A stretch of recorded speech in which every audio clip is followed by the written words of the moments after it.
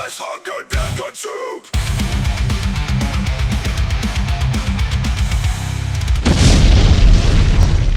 Greetings and welcome back to the Tournament of the Living Dead. I'm Flesh Wound Dan, joined by producer Todd. Good evening. Return of the Living Dead fan, Pugs Dread.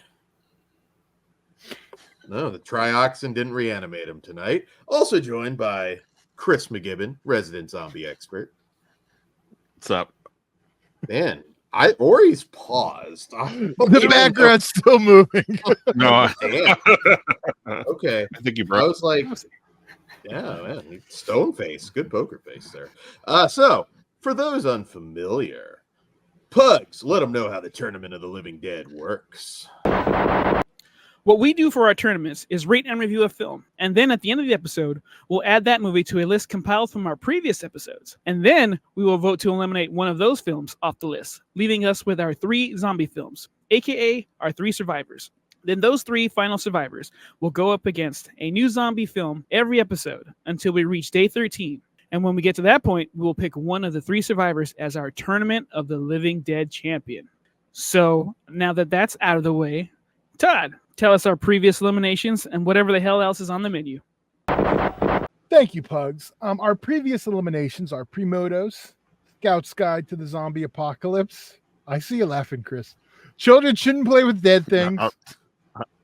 Dead Girl, Nightmare City.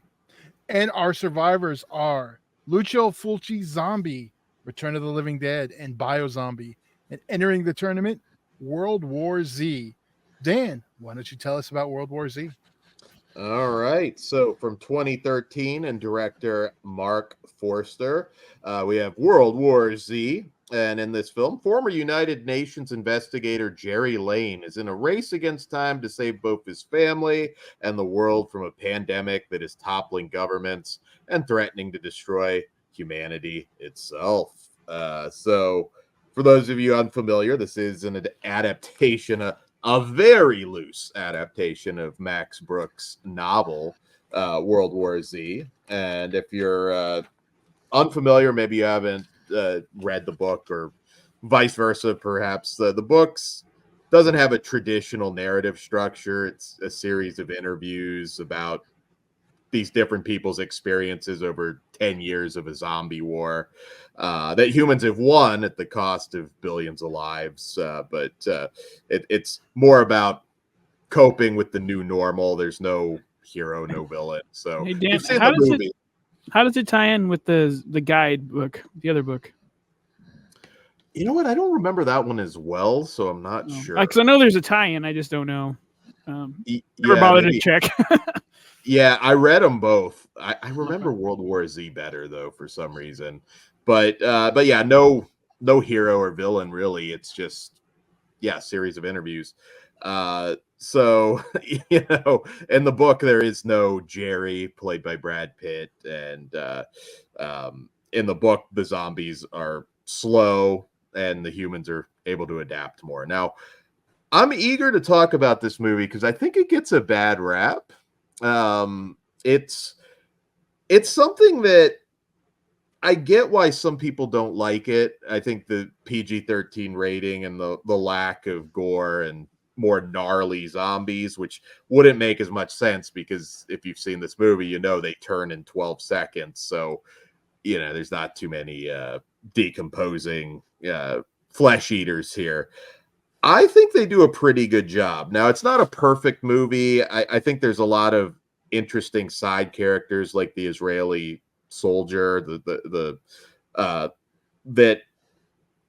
you know, you don't get to spend a lot of time to get to know her. I think that was something that we would have had more in the sequels. Even the guy who helps Brad Pitt with his kids' meds in the convenience store, I was like, I feel like that's going to circle around somehow. But little things aside, the zombies are scary as shit. I think that the scene in the whole section that takes place in Israel might be one of the best, most thrilling sequences ever put in a zombie movie. I thought that was just really clever. I you know what? I That I figured, but I thought that stuff. Oh, was I've changed on this movie. Me and Chris, we talked about this like decades ago now. At this point, right? Or a decade ago. I 11 know. years. Yeah. Do you expect me to remember what you thought of it? Because I Oh don't. no. I don't. I just remember. I remember you loving it at the time. Yeah, You're a big supporter. I do remember that. yeah, that's my memory as well. But yeah, I mean, hot tag. What do you think about this one, Chris? Maybe your opinions have changed over the years, but I don't think it's a masterpiece, but I think it's actually a pretty solid movie, except for the fact that the Israeli section is much grander than ending in a hospital with a dozen zombies. But what did you think? I still really dig it. I'm starting to hate movies that remind me that that they're a decade old, and I'm also getting older. Because I remember when this came out, and everybody and their fucking grandmother was losing their shit over the fact that it was a PG-13 zombie movie, and then they went and saw it and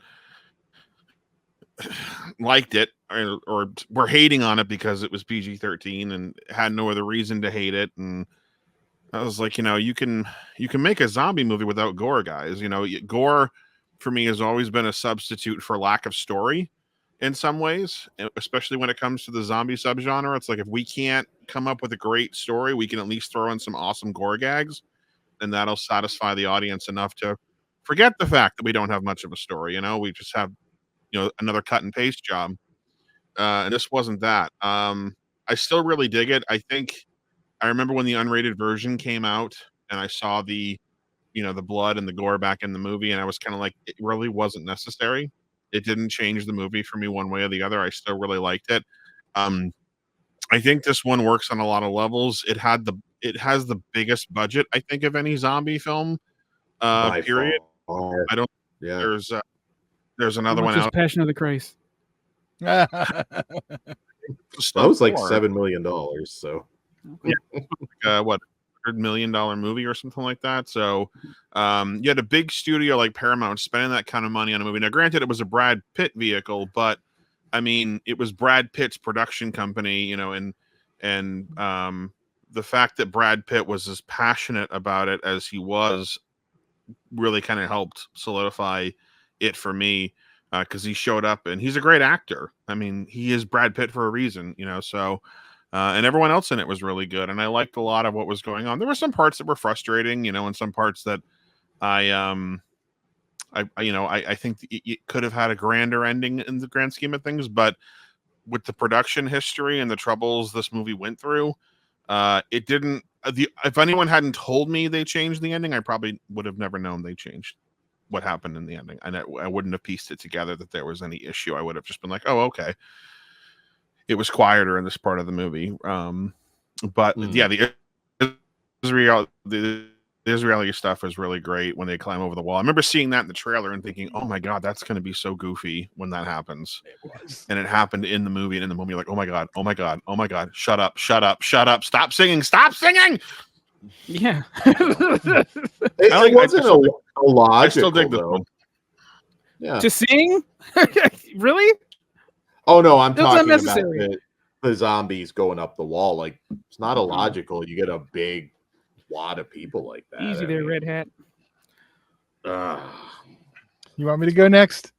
Quick question before you do, Todd, because Chris, I think, might know this. Was not at one point the ending going to be, because we have Matthew Fox in the film, who is seemingly going to take over Hollywood after Lost at this time, and he's in it for 2 seconds. Wasn't the ending at one point that he was essentially pimping out Brad Pitt's wife, and it was really dark? And I recall it. I'm interested in this guy. Well, remember, because they were going to kick them off the boat, and like that was something essentially. I don't know where I heard this. I just know I did. Dance fan. There was a very dark ending. No, he's not that far off. The original ending did end with them not knowing if Jerry survived or not, because when the plane crashes, he actually crashed in Moscow, I believe. Yeah, and he had no way of reaching the military to let them know that he was still alive. And they actually, there's some footage from the original Moscow ending still in the movie where they use the flamethrowers and the zombies kind of crawling up the building. That was part of that ending. And Matthew Fox's character was the reason that Jerry's wife didn't get taken off the ship, but they ended up on an island together, and everyone has to pay their due on the island. And her due was to essentially be a midwife, yes, to give birth to, like, basically to give birth to babies, because the plan was to repopulate the planet. And that was her lot on the island, from what I remember hearing and reading. And from what I understood, they didn't even edit the film with that ending intact. They shot everything for it. They started to piece it together. They did a preview screening, an early screening for the producers, and the ending wasn't there. And the director was like, "Where's all the stuff we shot for the ending?" And the executives kind of told him, "It doesn't work. You need to shoot a new ending." And they shot a whole new third of the movie, which is why the budget went way over. And unfortunately, I think this film, it made a lot of money, but it didn't make enough to go into the green in theaters. It made enough to not call it a failure, but I think it just got its budget back, and then they lost some money in advertising. But there has been talk of a sequel for 11 years, and at this point, I think it just might be another movie called War Z, and it'll be a whole different thing. But they were talking about it even a few years ago, and it sounded like it was close. But I don't think it's gonna happen now, unless it's just another remake. Maybe they'll come up with a way to get closer to the book. I don't know, but sorry, Todd. What did you think then versus now? Well, this is the first time I've watched the unrated director's cut, because it's always been hard to me not to watch the 3D version. But I figured I'm going to watch it this way to give it the fullest, the best chance of where, because I never disliked it. I just wasn't a huge fan, but I kind of feel like it's aged like milk. Like the only part, like you guys are talking about how the ending, that's the only part for me that works like good. That last third. Really? Okay. Yeah. I like the smaller setting. I like, we're trying to get like that part of it, the solving part. Like I watched that CGI mess and I'm just like, like I was like, it looks like shit. Like it's 11 years ago. I was watching on the big screen and it didn't look good. I don't know if the 3D hides it, because it's never bothered me like it did this time, but it was flat, so maybe I noticed more. You were just mad it's not in 3D. But I remember that being a lot more spectacular in 3D. This one's, it's still like, it just feels like a big, high budget, like spectacle, and I didn't really care until we get to that last act. Oh, so, well, that's too bad. So totally sounds like he sounds like an 80-year-old man. There was all this computer-generated CGI, and it wasn't for me. Get that shit off my lawn. I mean, it had to be CG. You couldn't. No, I'm not. I don't care that it's CG. It just didn't. I don't want to notice, or he doesn't want to. Notice, which I appreciate that too. I just like we've touched on this already on the show, and I think we will going forward. I like it when the zombies are scary and intimidating, and I thought they were here. 12 seconds and that thing turns into a fucking death machine. I like that. I still like the traditional slow Romero zombies. Like this is I'm not a slow or fast thing on this. I like movies with fast zombies, but Dawn of the Dead remake. Something about it. It doesn't work for me. I don't know. Maybe it's taking itself too seriously, and maybe it's the time period. I don't know. It worked less for me this time than it did the first time I saw it. So there's a movie coming up that we're going to talk about taking itself way too fucking serious. This one, I don't think it took itself as serious as maybe you did. For me, this has always been middle of the road. I think it does have a bad reputation because it's not as bad as everyone says it is, but it's also not that great just visually looking at it. For me, I think it's spread out too thin. We can cut off some of the stuff and tighten it up a little bit. I do wish they would have switched the small moments for the middle and capped it off with the bigger Israeli nonsense, but you can't, that's I want to see the small version of this picture. Maybe. That I can go with easy. The whole point of the book. Like this has to I understand that, but you're trying to pack that global. in the 2-hour thing or however long this was. Didn't really work. It felt too spread out. There was a lot going on, but not enough to keep me interested. Like there's a big goal, but we keep doing this little. I know you got to find shit. Either way, it took too fucking long. But I don't think it's as bad as everyone says. Brad Pitt did a fantastic job, and so did the rest of the cast. I would like to see this redone or rebooted because there's a lot of shit here that we can cover. Make it a TV show. Like why we just do you that? could go any direction with Look at The TV Last of Us. show, That shit but- rocks. So Yeah. Well, The Last of Us, not to go too far off here, The Last of Us has a really good base to start with. I mean, and they've pretty much mirrored the game with some very wonderful creative liberties, and they also got everyone from the game involved. So that was the destined showrunner to did be say amazing. if there's a new better idea, we're doing that. If not, we're sticking to the source, and I appreciate that because that's the way to do it. Yeah. I mean, 3 times in a series, I got like 3 aha references. So I went way off the charts. I was like, all right, new favorite everything, all right here. So yeah, but you know what? I didn't put that together, but knowing you, yeah. I when they're getting the mall episode where she has the cassettes and there's a best of aha cassette on the top. I'm like, I did the whole point at the screen thing. But I World War Z gets a bad rap, but I mean it's softened over the years. I think the negativity surrounding this really came from that PG-13 rating. It really was just horror fans being so pissed off that they were softening the blow for the mainstream audiences. And then it's like, well, they weren't really softening the blow. R-rated movies didn't bring in they didn't get to the level that this was needed to get to be considered successful. Not until recently did they start. I mean, Deadpool, I think, versus Wolverine is the most successful R-rated film of all time, right? And what is that at? Like, is it? What's the box office for that again? Is it like 500 million or something? At time of recording, it's still going. It's fucking nuts. I can't it's crazy, but you got to think about that in perspective. It's 2024, and that movie is making that record right now. You know what I mean? Which was, I think, Chapter 1 was the one that had it before this one came along. So you couldn't count on a R-rated horror film or R-rated movie period to kind of bring that number in, especially with Brad Pitt attached. Even with Brad Pitt attached, rather.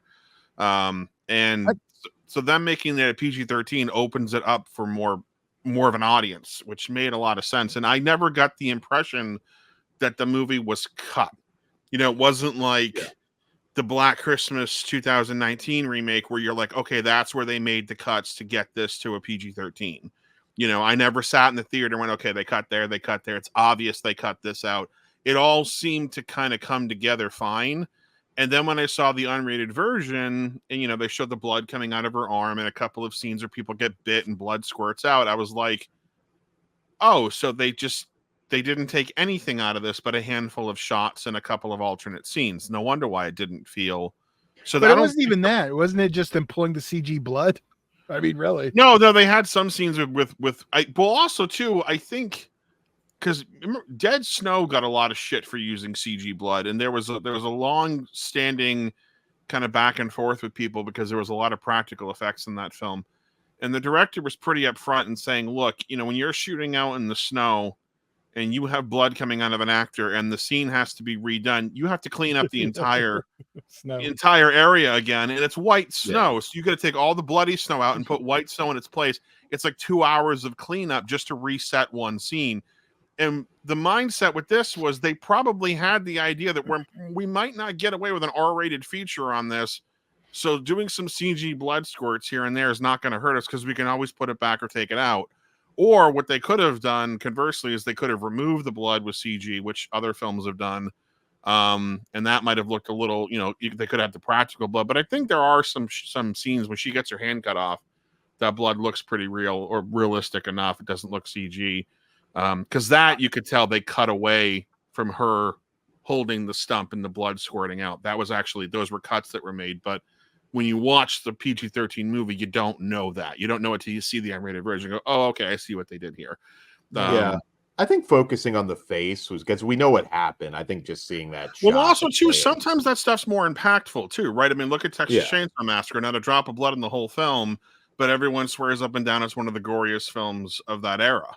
You know, Yeah, you bring for it up and years. people will remember the hook going into the girl's back. You know, Gunnar Hansen infamously tells that story of a fan arguing with him about the hook penetrating her back and him saying, "We didn't shoot that. That didn't happen." That, you know, Yeah. but this guy insisting it did. So the power of suggestion clearly works. And again, like, this wasn't like these zombies didn't rip people apart and eat them. They were just spreading the virus. They were biting people to spread the virus. They weren't, you know, gnawing at bones and tearing them open to get a meal. Their goal was just to spread this virus or whatever it is at whatever cost. And that was one of the things about this movie I really thought was great, is when these things are coming over the wall, they're literally falling and killing themselves at first because they're snapping their necks. They're falling head first. They're basically setting the groundwork for the other ones to start coming over it. They're not even, there's no self-preservation here. It's just about this virus that needs to spread, and they're the vehicle for it. So the only thing that it's as mindless can get. Because even in Romero's universe, the zombies are a little conscious of their physical being. You know, they avoid cars. They get out of the way. They're afraid of fire. These fucking things would run through a lake of fire if it meant getting to a person to infect. Yeah. And I like that. that's, you know, that for a lot of people can be scarier than the zombie that won't go into the water because it doesn't know what it is. These zombies aren't even thinking, they're just moving. And for a lot of people, that can be terrifying. So I don't know if you remember the argument I made when this came out, that it wasn't really a horror picture, so people should calm down because it's really an action picture with zombies. If you really all in the pictures, people. Yeah. You know, but like I thought that it was very suspenseful. It's scarier than most. Well, I get it, but I mean, when you really, it is a Brad Pitt action movie with zombies. Oh, when you break absolutely, it it's a summer and that's why like the blockbuster, PG-13 never bothered me. Like I remember that was a big thing. Yeah. I don't know if Chris remembers. We talked about it. That was never an issue. I because I knew what it was. Yeah. I'm a gore hound as much as the next guy, but really with these types of zombies, it wouldn't make sense for them to be like ripping intestines out.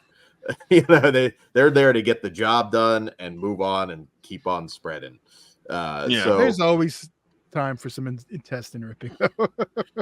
Yeah, but again, we have other movies for that. I just feel like I don't know. I This get one it. got shit on for not being the same, and again, I'm not saying it's perfect. There are some side characters that perhaps figured into sequels that I would have liked more. The boy that they essentially adopt, like I felt like there should have been more there. He kind of just disappears from the story, but you know, I think again they probably had plans for the future. Showed up at Epstein Island.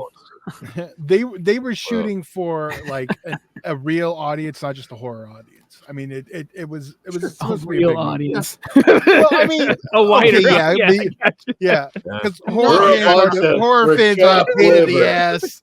Listen, that's not even being altruistic. That's 100% accurate because I mean, you look at box office numbers for pure horror movies, and unless you're a Stephen King adaptation or a remake of something, you're not bringing in the box office that World War Z brought in, and that's, you know, I mean, or Deadpool, and Wolverine. Like, that's not aimed at a specific audience. That's a general overall audience, you know, the people who know those characters through movies and through comics and just being Ryan Reynolds and Hugh Jackman. You've got a whole cache of people that if that was a horror film, it would have been a much narrower window, a pure horror film, you know, and that's kind of what, I mean, look at something like Sinister. Sinister came and went, and scientifically it was proven to be the scariest film ever made. But no one fucking saw it. It doesn't matter if it sucks or not. No one saw it. And it's being like a study was done that said this is scientifically the scariest film ever made, but no one saw it. You know what I mean? Like it came and went. So, and that happens a lot. I mean, even something like Oddity that just came out, that's coming and going. I mean, Longlegs is, I think that, you know, that's coming and going. Long you know, Legs made actually really good money for an It- R-rated horror it movie. made For the money. budget, too. Yeah, but that's okay. Those are the considerations, though, right? And I'm not Yeah. just. Keep the I'm. budget. You know, it still was a sort of horror-esque thriller film that was aimed at a specific audience, and for that type of genre and for that bracket, yes, it made money. But then again, you've got Dead Pitt and Wolverine dominating everything, and the only thing that's gonna come. The only thing indies that's are taking it back. they're not Huh? taking it back, though. What indie is making what Dead Pitt and Wolverine's making? That's Well, not happening. Yeah, but you also have to consider money being lost. Look at some of Disney's losses lately. A lot of them. I think the You're They're going indies fine. are into a big, taking you're the going theater into a back. bigger conversation, Dan. And they Yeah, can I get know. off. I won't go too deep, but I actually think it's healthy that indies have a chance to blow up a little bit for an indie. But Yeah. yes, The- if you're the gonna point make was a this, $100 you million can't compare- zombie movie, it has to appeal to more people. Yeah, that's the whole. That's the point. Yeah. Thank So- you for rescuing that, Todd. Pug. You're welcome. Sometimes I do my job on this show. I Pug. got there. I was just going deeper. Did you say everything you wanted to say on this one Yes, before we go into ratings? Okay, I'm good. Dan, what are you rating this film? I rate this one 3.5. I don't know that I still consider it a classic, but I think it's really good. It's a really good zombie blockbuster. All right, Pugs. 2.5 out of 5. All right, Chris. I'm gonna be with Dan on this one, 3.5. All right, I'm Solid. with Pugs on this one. I'm a 2.5. So, all right, now it's time for the big elimination. So up for elimination tonight, we have Lucio Fulci's Zombie, Return of the Living Dead, Biozombie, and World War Z. Dan, what do you eliminate tonight?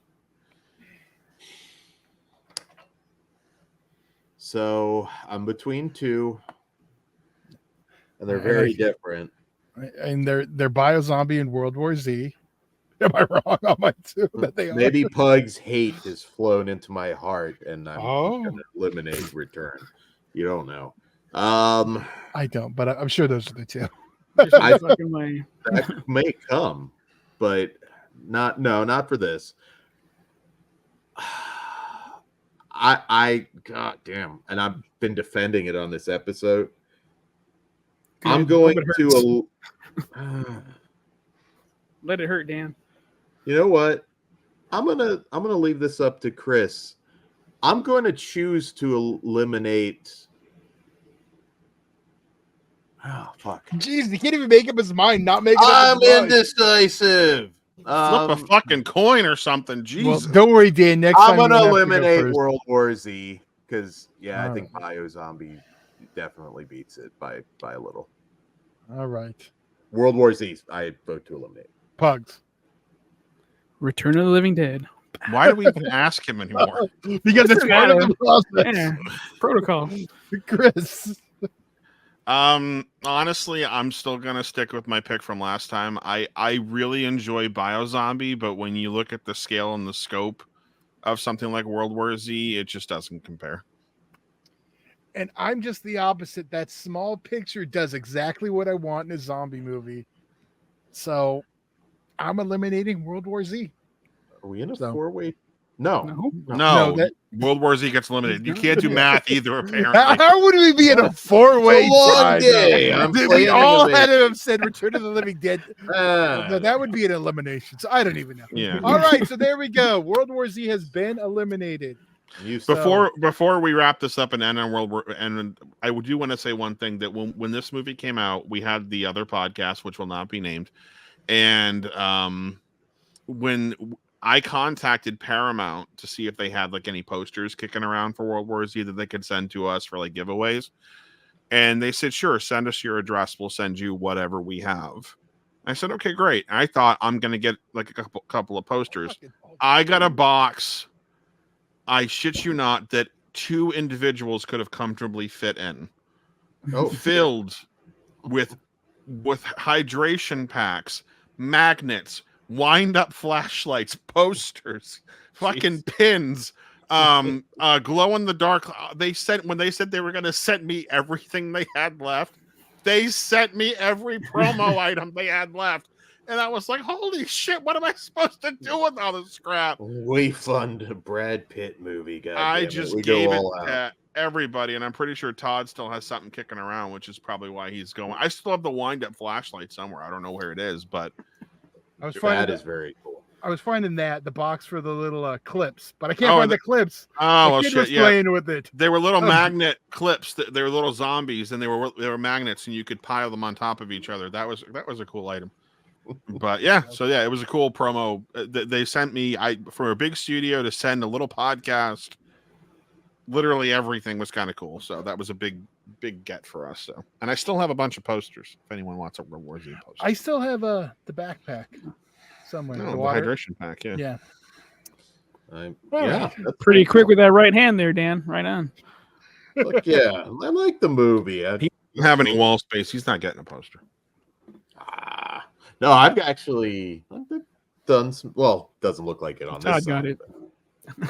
Yeah, I got it too. I was No, you didn't. All right, so we'll see you back here next time, where Pugs will still be hateful, and I will try and fill everybody's heart with joy. Good night. Good evening. Or no. Money's on the dresser. Chris? Pugs go play in traffic. I'll see you in Disneyland.